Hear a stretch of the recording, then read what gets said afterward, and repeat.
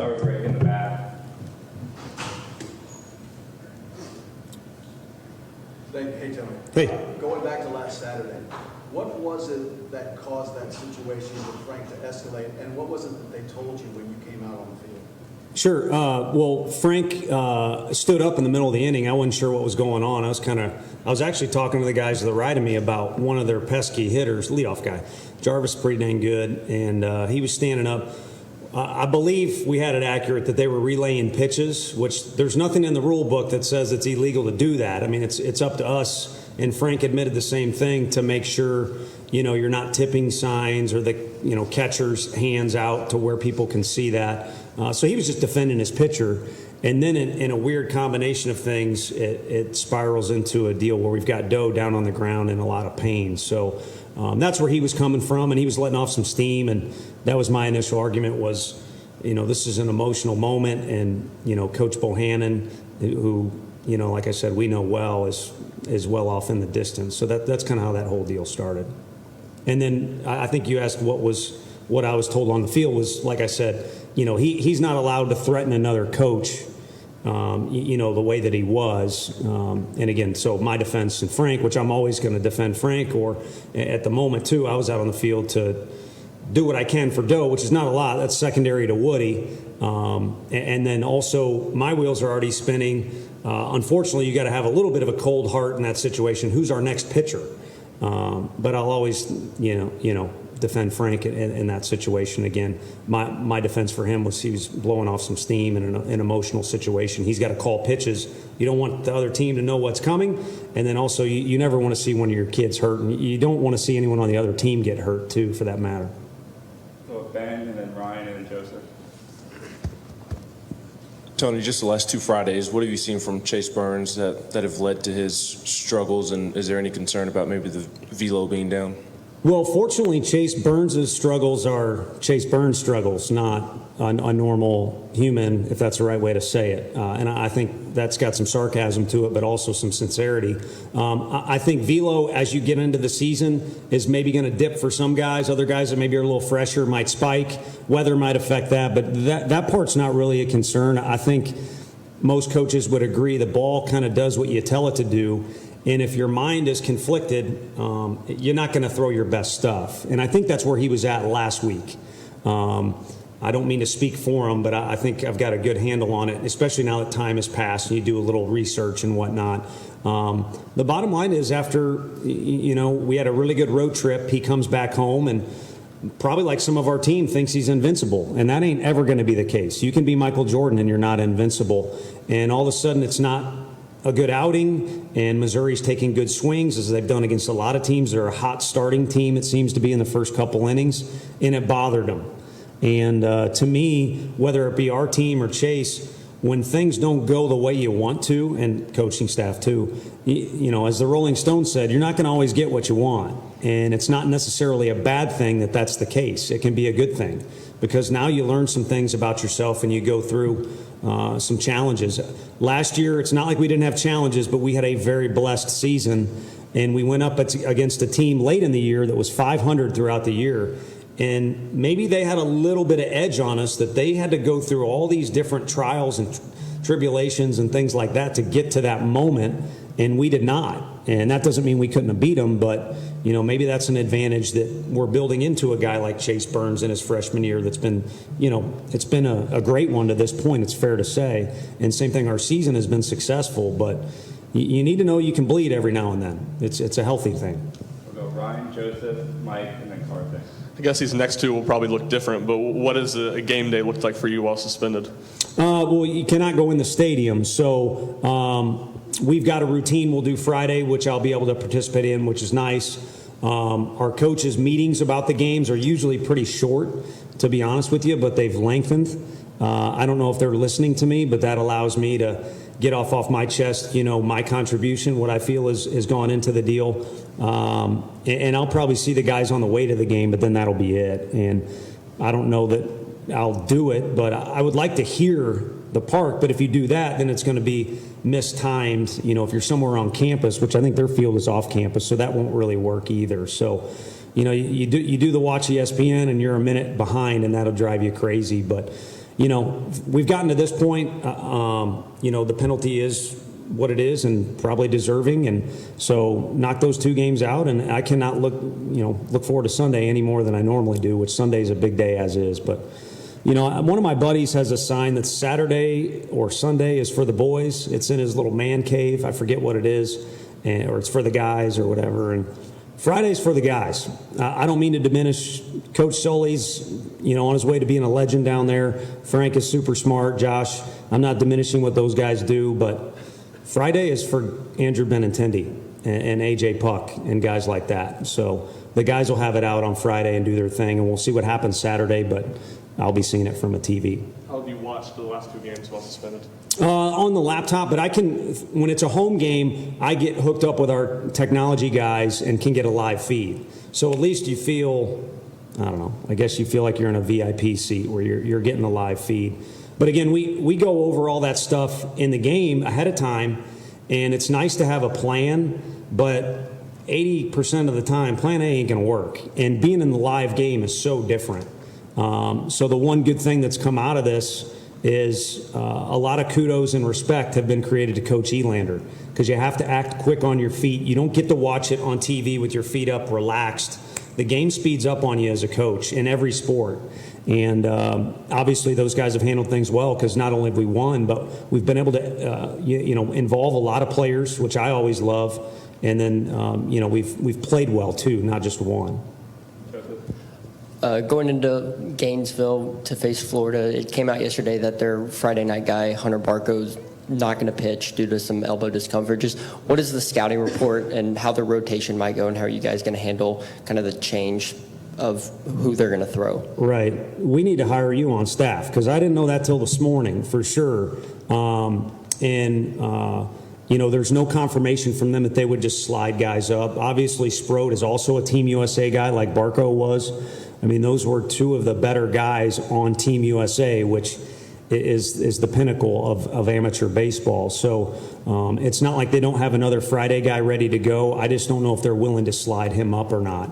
And then, of course, Neely's done well for him, so he's going to start too. But where they place that third person and who it is really tough to predict. They don't have kind of a setup where I could make an educated guess. So, kind of like I have to do, you relax and wait for your task. And, until that moment, we don't have control over it. But they're going to be good arms because they're coached by him. And then also, University of Florida has turned out a ton of draft picks on the mound and just in general, too.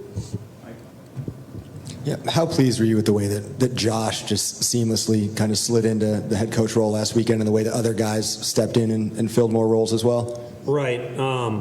Well, I mean, there's certain things you shouldn't make light of, but I kind of saying, Jess, it's not his first time doing it, and it's not a surprise. So he was a catcher that would call a game. He runs certain part of practice, so it's no big deal. It's not a surprise. It's not uncomfortable to have him in charge of certain things. What it is finally a chance for Vol Nation, which is obviously incredibly strong, to recognize what else we got. Because anytime something is going well on the football field or any other arena, it's not going to just be Coach Heupel. It's going to be some guys doing some things too that maybe isn't getting flashed up on the big screen, or the fans don't give enough credit to for whatever reason until they know. And now they know. Here's the guy that's beating up the road in the phones for us recruiting, but also he's controlling a lot of the game. And I think if I got to hand the baton off to somebody, I know it's him. So obviously Frank's capable too, but Frank's likes being in his world, and that's the pitching world, and I don't know that anybody's better. Karthik, Dan, John, West. Hey, Coach, a few questions for you. First, just how tough has it been, not being able to be at the games? First suspension since 2018, right? Yeah, and that was a completely different set of circumstances, and just an incredibly stressful year where it boiled over in several instances, which isn't a good thing. I mean, you've got to be able to control those things. But fortunately, we've moved on from that year, and we've made progress in some areas. But full disclosure, if that happens in a game, there's a ton of adrenaline, and it's not as bad. The second game is awful. And then, the way we played, it kind of got to be a nice thing. Tuesday was miserable. I think if miserable goes further down the line than awful. So, and I'm not looking for sympathy. Again, you sit and it's an automatic penalty. So that's what it is, and that's what is deserved and what I need to do. But it ain't fun. It's so different, and you'd like to give input too. Like, man, if I was in the dugout, I would do this. But again, you're delayed anyway, and it goes to show you it is a challenge to sit in the dugout and act quick on your feet. And our guys have done well, so I've been pleased with that part. But one of our guys gets out, and I'm yelling and all that stuff, and so it's a challenge for sure. Second question for you: are you and Frank, texting each other through the game on what you're seeing, since you both are kind of in the same situation, not being able to be at the park? I did once, but he didn't want to. He didn't. I don't know what he does. I know he said his feet hurt because I don't know where he went to walk on Saturday. But I tried to touch base with him on Saturday about, are you watching? What do you think's going to happen, or something like that? And he never responded.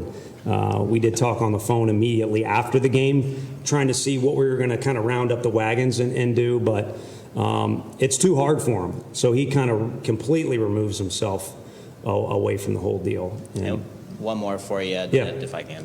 Just in 2018, you had the lemonade stand. Yesterday, we saw you doing the chest bumps for $2 for Wounded Warrior. When did you come up with the idea, the whole shebang? Yeah, I did not. About 3 weeks ago, if my timeline's accurate, I was asked by the fraternity to join in what campus had a lot of events going on. They wanted me to be a part of the dunking booth. So I agreed to it. I just said, remind me, otherwise I'll forget. Well, people think I've been on like spring break or something. This has actually been more work, but if anything, I have caught up on emails, so I was on top of it. I said, hey, I'm watching our game. It's chilly out tonight. I ain't getting in that water tomorrow, but I'll throw or do whatever you want me to do. And, the leader of that deal came up with his idea that he wanted to do, which, in no means is disrespect, and it was a different kind of contact. I would never condone the contact that I made on the field, but it was for a good cause. Hard to argue with that anytime. And people were asking me how to donate and things like that. It wasn't my deal. I did donate, but you can donate every day to Wounded Warriors. And actually, Luke Hochaver runs a ton of different events with them, who obviously was a legendary pitcher here and now works with our guys on Sunday as a chaplain. So that is one of many good causes that any day you want to do something, you can. It doesn't have to be tied into what we've got going on. But a cool day on campus, and I'm glad to be at a school where the fraternities and the baseball team get along, even though we hit foul balls into their area and all that stuff. And hopefully people don't take me too serious at times, or you can separate. I wouldn't actually do this, but if I was going to do a dunking booth that had anything to do with this, it'd kind of be fun to do one in Florida, dress up in all the orange and let their fraternities and sororities have out. But that might turn into a bloodbath. So that will not be done. But one of the things that makes this league the best amateur league in the world is the fans are so intense about it. So I'm sure Alabama fans like Tennessee fans less after last weekend, and maybe vice versa. But it's all passion, which is what we try and induce out of our guys on the field. And again, it's what makes it great. Hey guys, we'll do a few more. Please keep it to one question so we can get through everybody. So go Dan, John, Wes, and then Tim in the back, and then we'll finish off. Did you have any consideration for Coach Anderson to be the acting or interim head coach instead of Coach Elander, or do you think it's just a good opportunity for Coach Elander? And when it comes to the umpires, you had a situation with the one that ejected you in the Alabama game last year in the World Series. Do you think they should be more transparent, more accountable, and maybe discuss what kind of led to certain situations? Right. So that's just Josh's role. I mean, he's the one coach that's on the field. And again, I think for any coach, I wanted to coach the pitchers here, to be honest with you. I had been coaching hitters. I wanted to get back to my roots. I loved doing it. But it doesn't make sense with all the other duties I have. I mean, Frank is working with one of our pitchers right now. So he's got his hands full with what I think is the most important part of the game, and it just kind of makes sense. But also, it's Josh's future down the road is to be I even joked the other day. I mean, he's already a better head coach than I am. But then I teased him for one of the mistakes. It was behind his back, of course, but teased him about something totally irrelevant to baseball. So it's the right move. And then I know I'm very close friends. Well, I'm close friends with who's in charge of the umpires with the SEC. He's a great dude. I'm sure he was a great umpire at the time, too. But he's in charge of a lot of things. I don't know how much control over he has what you're asking about. But I ask him questions all the time. He's quick to reply. He's a pretty smart guy. He knows what he's doing. So our confidence is in, how they run things. Obviously, as you mentioned, the quirky set of circumstances or a little bit of history there. But that day started out, I saw that whole crew earlier in the day, and I couldn't have been more relaxed in that game. But a crazy set of circumstances that weren't handled well led to all that. And the rest of that crew, de-escalation's a big deal. They did a phenomenal job, and they did a phenomenal job the rest of the weekend, too. Data, unfortunately, is it data or data, is a big part of what goes on now. Those next two games, those scores were off the charts. And, the rest of the game was handled well. I realize the focus is on the start of the second half of the SEC schedule. You've got Zach Lingenfelter, who's going to pitch in Smoky Stadium, I think, later this week. Chad Dallas was just named Pitcher of the Week with his Vancouver Canadians, and Max Ferguson off to an awesome start. I think on base 18 times in 6 games. I'm just wondering if you get much of a chance just to check in on some of the guys that are at that next level. Yeah, Liam Spence had a birthday recently, too, and a very cheap Amazon gift for Liam. But I got one for Max, too. You can't say hi or give a gift to one without doing the other of those two. And then the Chad Dallas love affair has already begun. It's switched from, our love for him to now the Blue Jays are in love with him. It's going to be that way his whole life, whoever he's around. And Lingo's doing great, but we knew that because he was training his butt off here. The really fun one was Sean Hunley's quick move up, and he said, hey, I'm pitching against the Smokies. And, I was like, heck, I got a lot of work to do, but I ain't missing that. Well, he didn't pitch here. So look forward to his opportunity to pitch here, and hopefully we're around town. And he faced Zach Daniels, which I love you, Zach. I don't want anyone to research how the at-bat went, but it's pretty cool to see those guys doing well. But when they intersect or get to see one another, that makes it even more fun. And then the best part of it all is they're following our guys very closely, and, pretty cool deal. Wes. Tony, when you look at the numbers with Gilbert, I know maybe except for the home run numbers, everything else looks like it's gone up, and there's been so many innings where it's offense or defense. Anything y'all do, he's kind of one of the guys.